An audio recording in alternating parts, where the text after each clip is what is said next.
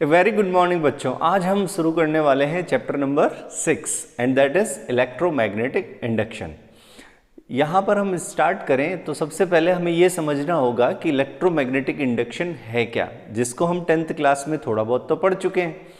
तो अब हम इसका थोड़ा सा और एलुबरेट करके इसको समझाएंगे कि किस तरीके से इलेक्ट्रोमैग्नेटिक एक्सपेरिमेंट जनरेट हुए, किस तरीके से उन फैराडेज लॉ आए और उनका एप्लीकेशंस हुआ। तो यहाँ पर सबसे पहले हम बात करें तो ओरस्टेड के कुछ एक्सपेरिमेंट थे, उसके साथ एम्पियर के कुछ एक्सपेरिमेंट थे।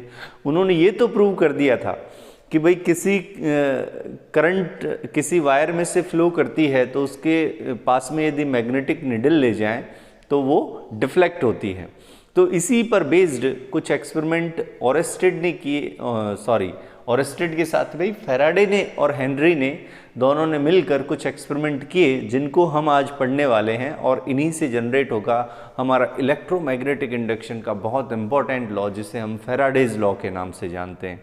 तो स्टार्ट करते हैं कि सबसे पहले फैराडे और हेनरी ने क्या एक्सपेरिमेंट किए और उनमें से क्या ऑब्जर्व किया। तो स्टार्ट करते हैं। हमारा फर्स्ट एक्सपेरिमेंट जो फैराडे का है उसके अंदर इन्होंने देखिए क्या किया है। यहाँ पर एक कॉइल ली है, ठीक है, एक कॉइल ली है और यहाँ पर एक मैग्नेटिक बार ली है। उनको ये देखना था कि भाई हमने ये तो देख लिया, एम्पियर्स ने ओरस्टेड ने एक्सपेरिमेंट में ये तो देख लिया कि किसी वायर में से करंट जब फ्लो कर रही है तो उसके पास में जब निडल रखें तो क्या होगा, उस निडल में डिफ्लेक्शन आ जाएगा। लेकिन ये ऑब्जर्व करना चाह रहे थे क्या इसका कन्वर्स भी पॉसिबल है, क्या हम इलेक्ट्रोमैग्नेटिक फील्ड में कुछ चेंजेस करें तो क्या उसमें करंट फ्लो कर जाएगी, ये देखना चाह रहे थे फैराडे। तो उसी से जनरेट हुआ है हमारा इलेक्ट्रोमैग्नेटिक इंडक्शन। तो फैराडेज ने सबसे पहले यहाँ पर देखा, एक मैग्नेट ले लिया है और यहाँ पर एक कॉइल ले ली है, ठीक है, जिसके अंदर से करंट फ्लो कर सकती है। उन्होंने देखा कि भाई मान लीजिए कोई करंट लूप है और क्लोज्ड लूप है और उसके अंदर यदि मान लीजिए हम मैग्नेटिक फील्ड चेंज करते हैं तो भी करंट फ्लो हो सकता है। ये करते ही उन्होंने कुछ एक्सपेरिमेंट किए, जिन एक्सपेरिमेंट को उन्होंने देखा तो हमें ये अच्छे से समझने, क्योंकि ये इस चैप्टर का बेस है। हम कह रहे हैं कि जैसे ही फैराडेज ने एक मैग्नेटिक बार ली और इसके अंदर ये नॉर्थ पोल है, ये यहाँ पर साउथ पोल दिखाया गया है, एक ये कॉइल ले ली इन्होंने, इस कॉइल के बिल्कुल परपेंडिकुलर इस तरीके से रखी हुई है और यहाँ पर ये मैग्नेटिक बार है हमारा देखिए ये हमेशा मैग्नेटिक बार रहेगी। ये वाली साइड को हम हमेशा नॉर्थ ले लेंगे और ये जो अपोजिट साइड है जहाँ चौक नहीं है इसको हम हमेशा साउथ ले लेंगे। तो ये हमारा नॉर्थ साइड है, तो इस तरीके से रखता हूँ। तो मैं कह रहा हूँ कि जब ये इस तरीके से जाएगी, मैं कह रहा हूँ कि यहाँ पर इस तरीके से स्टेशनरी रखी हुई है, एक कॉइल है जिसके अंदर यहाँ एक गैल्वेनोमीटर कनेक्ट किया गया है। गैल्वेनोमीटर इसलिए कनेक्ट किया गया है कि भाई जैसे ही इसके अंदर से करंट फ्लो यदि करती है तो स्मॉल करंट को भी गैल्वेनोमीटर मेजर कर लेगा और डिफ्लेक्शन शो कर देगा, as well as it will show the direction of the current.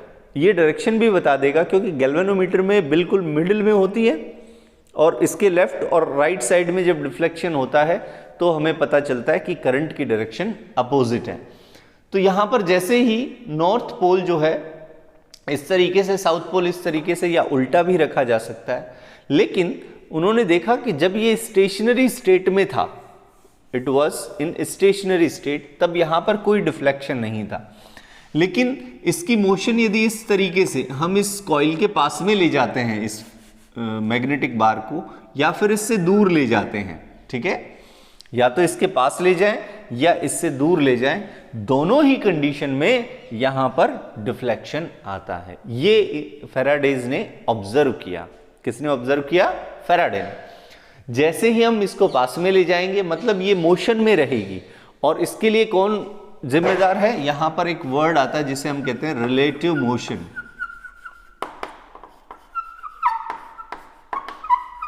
जब भी ये बार रिलेटिव मोशन में रहेगी तो रिलेटिव मोशन में जब रहेगी, चाहे वो आगे की ओर हो चाहे वो पीछे की ओर हो, तो क्या होगा, इसके अंदर डिफ्लेक्शन आता है।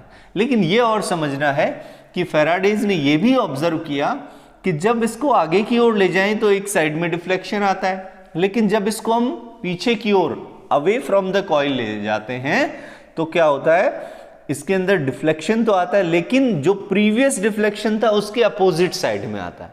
इसका मतलब ये हुआ कि जब हम आगे की ओर ले जाते हैं तो एक साइड में करंट फ्लो करता है, लेकिन यदि हम उसको अपोजिट साइड में ले जाएं तो करंट की डायरेक्शन रिवर्स हो जाती है, अपोजिट हो जाती है। ये यहां पर उन्होंने ऑब्जर्व किया। अभी ये ऑब्जर्व नहीं किया कि किस तरीके से, अभी हम केवल ऑब्जर्वेशंस देख रहे हैं कि क्या ऑब्जर्व किया। तो मैं यहां पर समझ लेता हूं कि if I am going towards the coil और अवे फ्रॉम द कॉइल,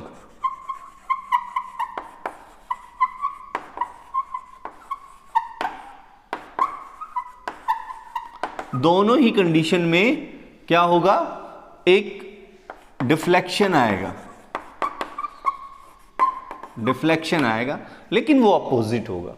ये ऑब्जर्वेशन किया इन्होंने फर्स्ट। तो इसके अंदर से मैं करंट फ्लो करवा देता हूं, किस डायरेक्शन में हो ये डिपेंड करेगा कि इसकी मोशन किस साइड में है। यहां पर उन्होंने डिफ्लेक्शन ऑब्जर्व किया।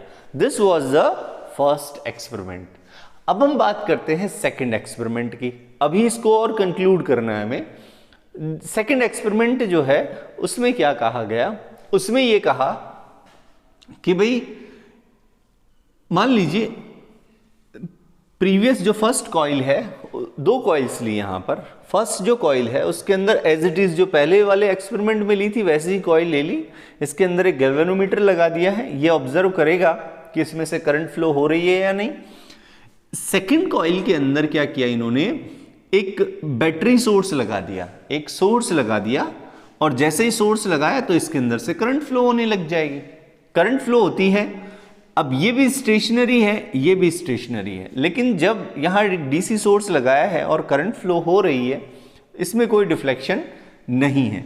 लेकिन जैसे ही हम इसको आगे की ओर या पीछे की ओर मोशन करवाते हैं, मतलब वही बात हो गई, क्या आ गया, रिलेटिव मोशन आ गई, relative to each other. Relative motion जब आएगी तो यहां पर क्या ऑब्जर्व कर रहे हैं, डिफ्लेक्शन इन द गैल्वेनोमीटर, ये ऑब्जर्व किया। ये भी बात ठीक है। इसके बाद में ये सेकंड एक्सपेरिमेंट किया, वापस सेम कंडीशन, लेकिन इसका मतलब ये हुआ कि this coil is behaving like a NS bar और मैग्नेटिक बार। ये जो कॉइल है ये किस तरीके से बिहेव कर रही है, एक मैग्नेटिक बार की तरह बिहेव कर रही है। इसको हम बिल्कुल देखेंगे। हमारा जो फिफ्थ चैप्टर है, हमारा जो फिफ्थ चैप्टर है उसके अंदर हम ये प्रूव करेंगे this coil is behaving like a magnetic bar. ठीक है, उसको हम प्रूव कर लेंगे। लेकिन यहां पर हम देख रहे हैं कि रिलेटिव मोशन जब होगा तो यहां पर डिफ्लेक्शन आ रहा है। ये फैराडे और हेनरी ने सेकंड एक्सपेरिमेंट में भी ऑब्जर्व किया।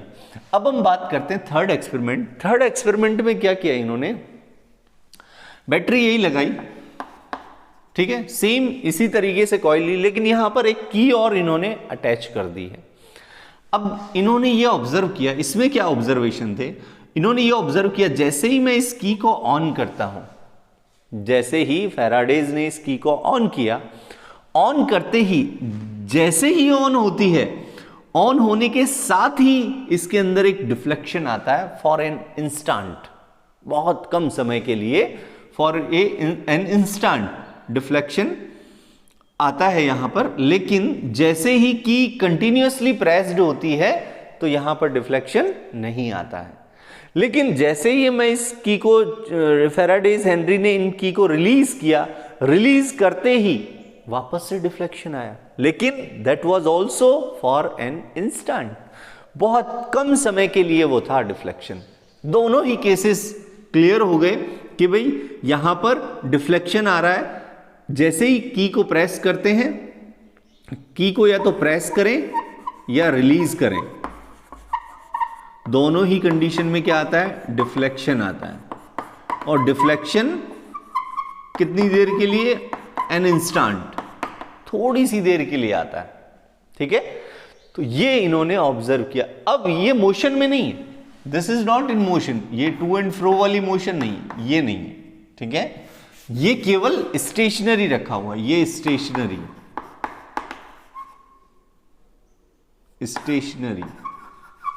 स्टेशनरी। तो हम यहां पर कह रहे हैं कि इस तरीके से उन्होंने तीनों एक्सपेरिमेंट किए।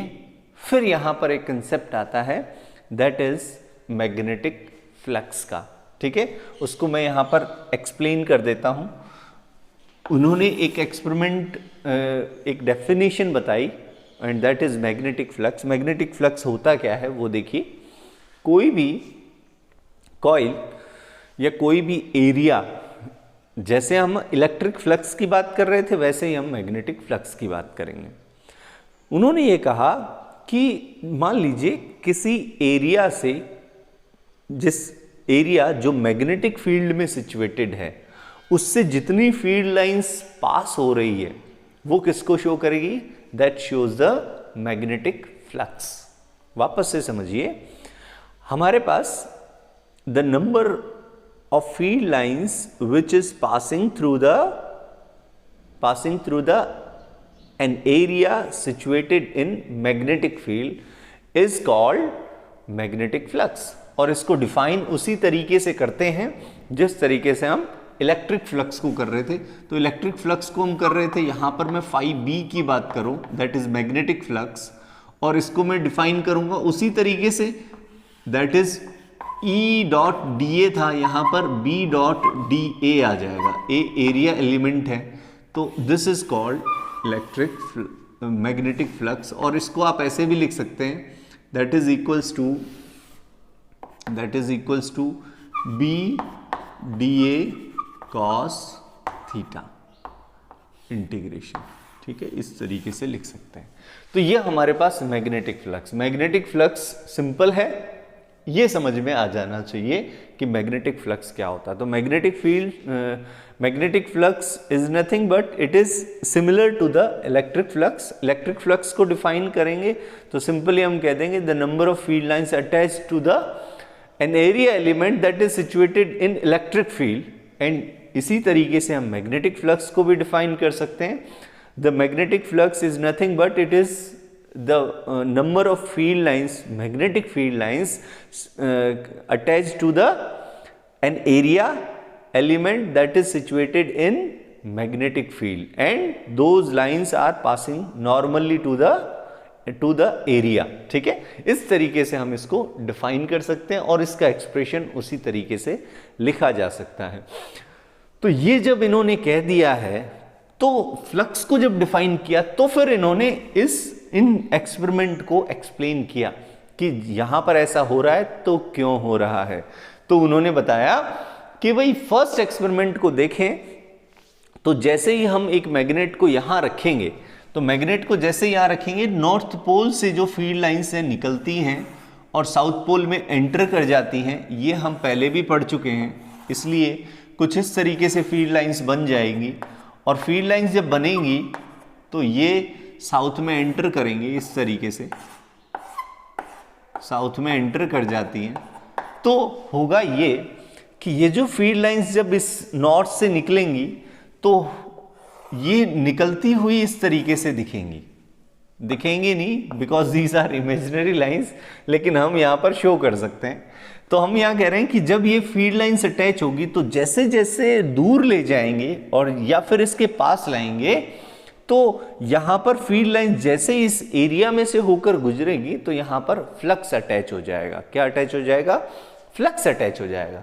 तो जब मैं इसको पास में ले जाऊंगा तो इस एरिया से, इस कॉइल के एरिया से जो फील्ड लाइंस पास हो रही है वो number of field lines increase होंगी, और जैसे ही मैं इससे दूर ले जाऊंगा तो number of field lines attached to this coil और दिस एरिया विल डिक्रीज। समझ रहे हैं ना ये बात? वापस से समझिए कि जब मैं आगे की ओर ले जाऊंगा इसको towards the coil, if I am moving this magnetic bar towards the coil, then the number of field lines, the number of magnetic field lines increases attached to this coil. And if I am moving away from this coil, this magnetic bar is moved away from this coil, then the number of field lines decreases attached to this coil. Okay, तो कुल मिला के एक word जिसको हम यहां पर explain करना चाह रहे हैं वो वर्ड है द चेंज इन फ्लक्स.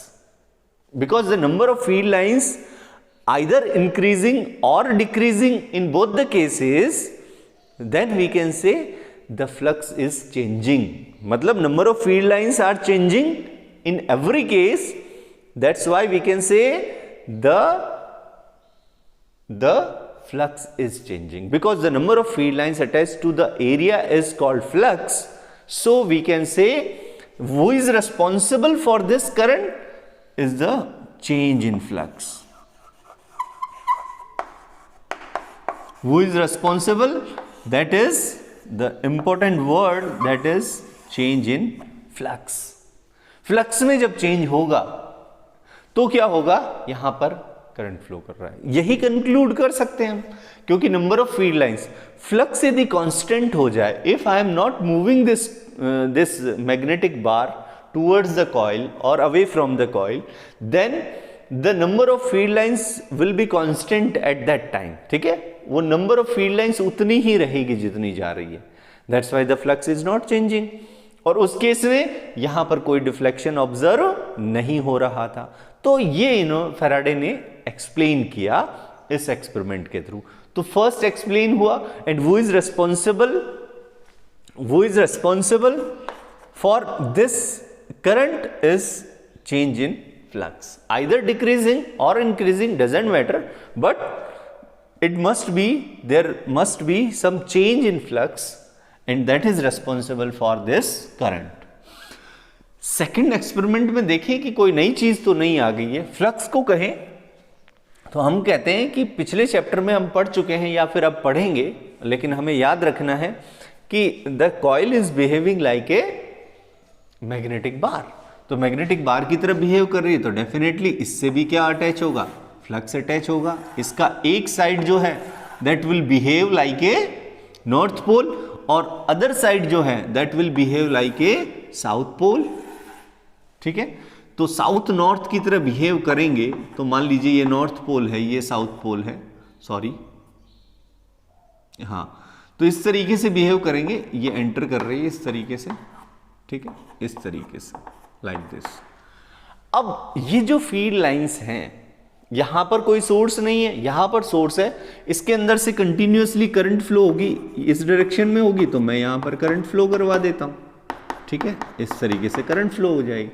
जब इसके अंदर से करंट फ्लो होगी तो होगा ये बेटा कि जैसे ही करंट फ्लो होगी ये बिहेव करने लग जाएगा एक मैग्नेटिक बार की तरह. जब ये मैग्नेटिक बार की तरह बिहेव करेगा तो इससे जो फील्ड लाइंस निकलेगी वो इसके साथ भी अटैच हो जाएगी. जो फील्ड लाइंस इसके साथ अटैच होगी तो इसमें से सारी की सारी हो सकता है नहीं हो, लेकिन कुछ तो अटैच हो जाएगी. लेकिन जब मैं इसको टू एंड फ्रो मोशन में लाऊंगा, if I am moving this away from the coil और towards this coil, then there will be some changes in the flux line, the field lines, the number of field lines, or we can say the flux, the changes in flux attached to this coil. इस coil से field lines attach है, जैसे दूर की ओर ले जाऊंगा, क्योंकि ये स्ट्रेट तो होती ही नहीं है, ये इस तरीके से नॉर्थ से इधर से एग्जिट करेगी नॉर्थ से और साउथ से एंटर कर जाएगी. तो ये क्लोज लूप बनाती हैं. जब ये क्लोज लूप बनाएगी तो ये अटैच रहेगी इससे. लेकिन जैसे मैं दूर ले जाऊंगा तो फील्ड से क्या होगी, number of field lines decrease हो जाएंगे. और जब मैं पास ले जाऊंगा तो डेंसिटी जो है वो इसके पास में ज्यादा होती है. That's why the number of field lines increases attach to this coil. अब जब मैं टू एंड फ्रो मोशन में लाता हूं इस कॉइल को, इसके पास में लाता हूं, या मतलब रिलेटिव मोशन जब करवाता हूं, तो नंबर ऑफ फील्ड लाइंस वापस सेम केस हो गया. Number of field lines changes, either increases और decreases, but who is responsible ultimately? The change in flux. So we can say who is responsible for this current, that is change in flux. ठीक है, who is responsible? The change in flux. Simple. इसके बाद में जो third experiment है उसको देखें तो शायद इसमें भी यही होना है, क्योंकि दो एक्सपेरिमेंट में तो चेंज इन फ्लक्स है। क्या इसमें भी है वो देख लेते हैं। जैसे ही हमने कहा कि इसके अंदर करंट फ्लो होगी, तो हाँ यहां पर देखने का है। यहां पर उन्होंने ऐसे एक्सप्लेन किया इसको, जैसे ही मैं इस की को टैप करता हूं तो नंबर ऑफ फील्ड लाइंस अचानक से अपीयर नहीं हो जाती। द फ्लक्स जो है फील्ड लाइन, जैसे मान लीजिए यहां 1 2 3 4 5 फील्ड लाइंस हैं, तो जैसे ही मैं टैप करूंगा इसके अंदर करंट फ्लो होगी and it will behave like a magnetic dipole. But in this case the field lines अचानक से प्रकट नहीं हो जाती। इसको फ्लक्स को 0 से मैक्सिमम होने के लिए कुछ टाइम चाहिए। Flux changes from 0 to maximum take some time. अब ये स्टेशनरी स्टेट में, बट इफ फ्लक्स जो है चेंज होता है, फ्लक्स जो बनता है, इस कॉइल की बात कर रहा हूं, फ्लक्स जब इसमें बनेगा तो it will take some time from 0 to maximum. इसको लेने के लिए क्या चाहिए, कुछ टाइम चाहिए। हालांकि वो माइक्रो सेकेंड्स में होगा, हालांकि वो इससे भी कम हो सकता है, but it will take some time. जब टाइम लेगा इसका मतलब फ्लक्स जो है, जैसे ही हम टैप करेंगे फ्लक्स 0 से मैक्सिमम हो रहा है। मतलब पहले एक लाइन बनी, फिर दूसरी बनी, फिर तीसरी बनी, फिर चौथी बनी, इस तरीके से बन रही है। It means that flux continuously increasing in this coil, flux continuously increasing in this coil. Okay, from 0 to maximum it takes some time. और ये जब टाइम लेगा, बहुत कम समय लेगा, तो उस कम समय में ही, उस कम टाइम में ही फ्लक्स जो है वो 0 से मैक्सिमम होगा, मतलब चेंज होगा। There will be change when I tap this key. There will be some change in flux from 0 to maximum. Or that due to this change the flux attached to this coil also changes. That's why there is some deflection in the galvanometer. तो हम कहेंगे कि जब इसके अंदर changes होता है 0 to maximum for an instant, उसी समय में यहां पर भी कुछ चेंजेस होंगे, क्योंकि अटैच ये वाला फ्लक्स इससे भी है, तो नंबर ऑफ फील्ड लाइंस यहां भी 0 से मैक्सिमम होगी। हो सकता है 100% इससे अटैच नहीं हो, लेकिन 50% भी अटैच हो रही है, तो 50% भी 0 से 50% तक तो पहुंचेगी, तो उसमें भी क्या लगना है, कुछ टाइम लगना है। सो यहां पर एक थोड़ा सा चेंज आया है फ्लक्स में from 0 to maximum. That's why who is responsible for this current also, and that is change in flux. These were the experiment performed by Faraday's and Henry, and this is the conclusion of these experiments. Clear? और इसी पर based Faraday ने एक rule दिया है जिसको हम next topic के अंदर पढ़ने वाले हैं, दैट इज फैराडेज लॉ. तो समझ में आ गया तीनों एक्सपेरिमेंट में who is responsible for current in the galvanometer, and that is change in flux, and change in flux. That's all Faraday's and Henry's experiment. Okay, next topic है हमारा, start करते हैं.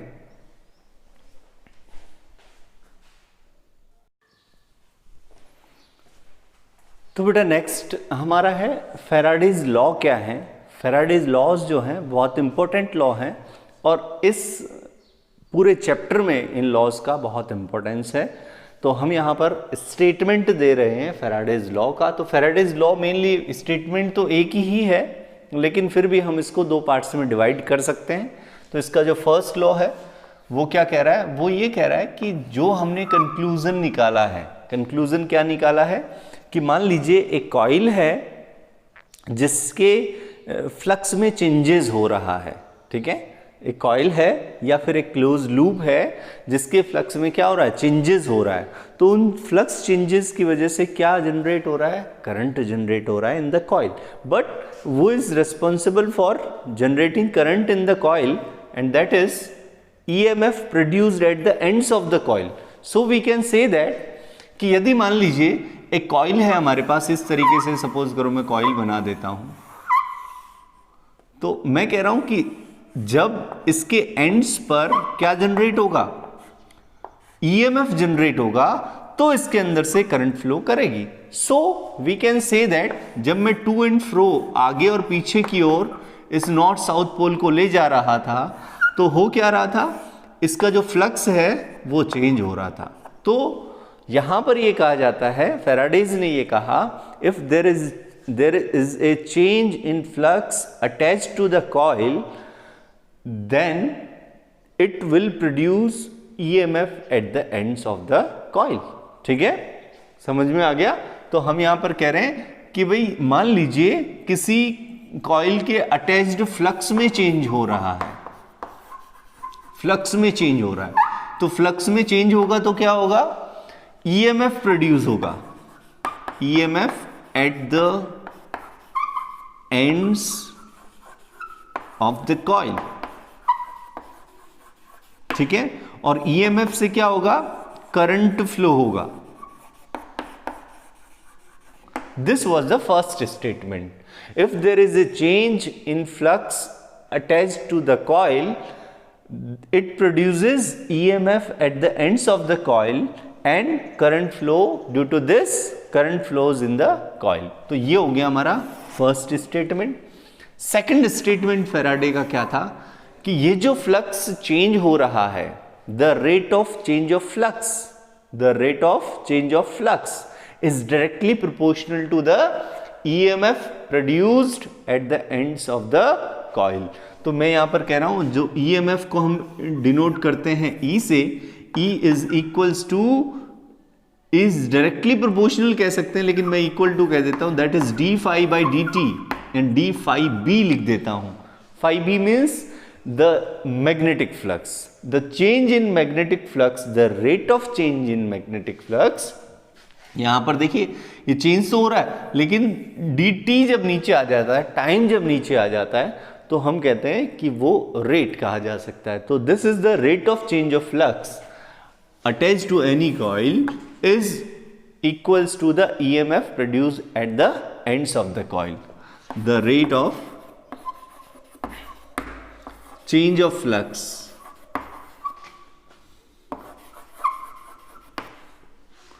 flux is equal to the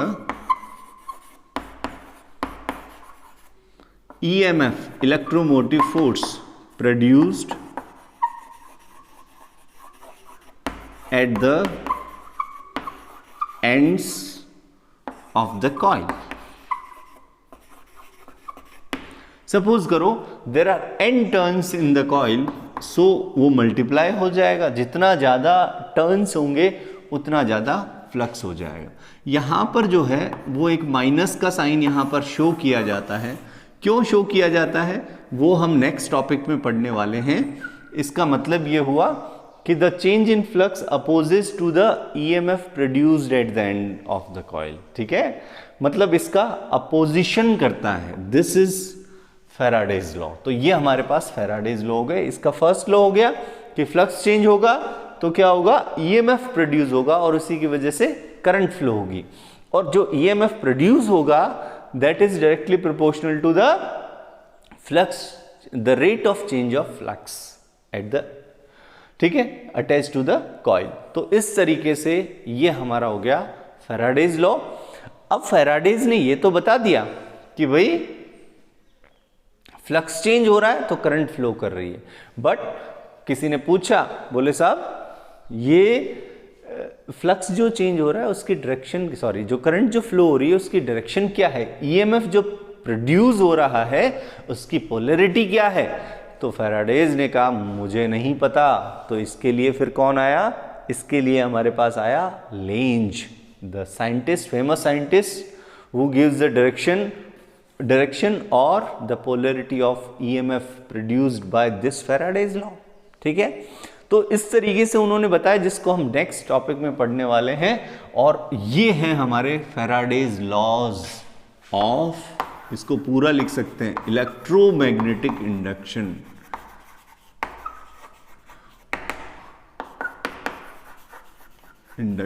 ये बहुत important experiment था।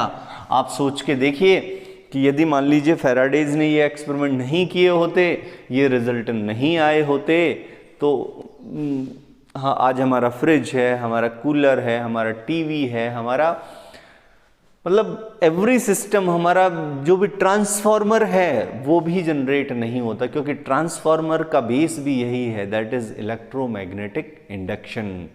जो Faraday's को सबसे पहले जब इन्होंने एक्सपेरिमेंट किए थे, तो इन्होंने जैसे ही कहा, बोले साहब मैग्नेटिक फील्ड चेंज करते हैं तो कॉइल में से करंट फ्लो करता है बहुत स्मॉल अमाउंट में। तो फैराडेज को लोगों ने कहा कि भाई ये क्या काम आएगा हमारे, ये क्या काम का है। तो फिर उन्होंने उनको कहा कि नए बच्चे का क्या उपयोग होता है, जो न्यू बॉर्न बेबी है उसका क्या उपयोग होता है। तो this is the new born concept of electromagnetic induction जो फैराडे ने दिया, और उसके बाद से हमारी सारी चीज़ें आसान हो गई। आज देखिए, आज हम बहुत हैवी वोल्टेज को एक जगह से दूसरी जगह ले जाके कन्वर्ट कर लेते हैं थ्रू ट्रांसफार्मर। आज हमारे इलेक्ट्रॉनिक्स, जो सॉलिड स्टेट इलेक्ट्रॉनिक्स है, उसका बेसिक पूरा किस पर बेस्ड है, क्योंकि जब करंट को, जब हम वोल्टेज को कम नहीं कर पाएंगे तो इलेक्ट्रोमैग्नेटिक इंडक्शन नहीं हो पाएगा, हमारी डोरबेल नहीं चल पाएगी, हमारा टेलीफोन नहीं चल पाएगा। तो बहुत सारे कंसेप्ट्स हैं। आज के टाइम में तो यूँ समझ लीजिए कि इलेक्ट्रोमैग्नेटिक इंडक्शन नहीं होता तो शायद हमारी लाइफ इम्पॉसिबल हो जाती। तो that's all for today, and next class में हम पढ़ेंगे लेंजेस लॉ और उसके साथ एप्लीकेशंस भी करेंगे। तो बहुत इंपॉर्टेंट टॉपिक्स हैं। Thanks for watching today, and stay at home, stay safe, wear mask जरूर पहने जब भी आप घर से बाहर निकलें। Thanks, bye.